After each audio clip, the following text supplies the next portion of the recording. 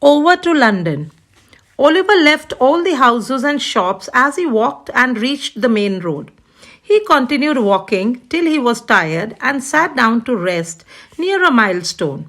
He looked at the milestone and it had London written on it and 70 miles. London? Oliver had often heard people talk about London. What a great big city it was, and how anybody could make a comfortable living. Not even Mr. Bumble would ever be able to find him in London.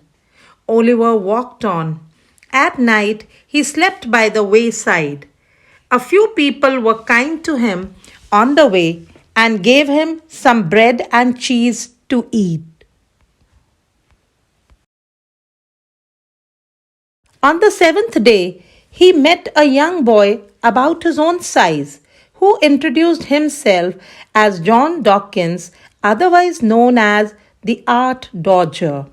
Dawkins was a stocky, snub nosed boy who wore clothes too big for him. Except for his size, he looked and behaved like a grown up.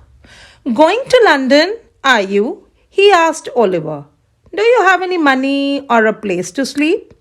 He offered to accompany Oliver and introduce him to a gentleman in London who would give Oliver free boarding and lodging. Late that night, they reached the gentleman's house in London. I have brought a new friend for you, Fagin, Dawkins introduced Oliver. Fagin was an old hook-nosed man with a long pointed beard and red matted hair. There were 4 or 5 other boys sitting in a corner, all about Dawkins' age. They were smoking pipes and drinking. On a clothesline, a large number of silk handkerchiefs were hanging. I am glad to meet you, said Fagin. The other boys came and shook Oliver's hands. They had supper, and Oliver, for the first time in many days, had a good long sleep. After breakfast next morning, Fagin asked his boys what they had brought. 4 silk handkerchiefs, said Bates, one of the boys. Very good.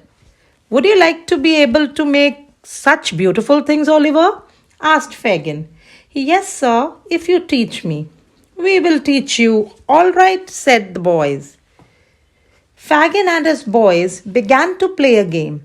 Fagin dressed himself up like an English rich man and put a wallet, watch, snuff box, and other valuables in his coat pockets. He began to walk about the room, stopping now and then as if looking at a shop display. The boys walked behind him, careful not to be seen. At a suitable moment, the artful dodger stood on Fagin's foot.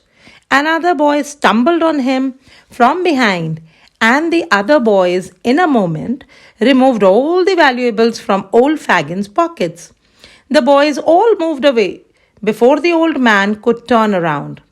Bates and Dawkins will be great men, Oliver, said Fagin. Try to learn from them, and you too will become famous. He put a handkerchief in his pocket. See if you can take it out without my feeling anything, said Fagin to Oliver. Oliver nimbly drew out the cloth with 2 fingers. Excellent, said Fagin, giving him a shilling. I'm proud of you. Oliver was bewildered. He could not understand how taking a handkerchief from Fagin's pocket would make him great. For several days the game was played, and then Oliver was sent out with the Dodger and Bates.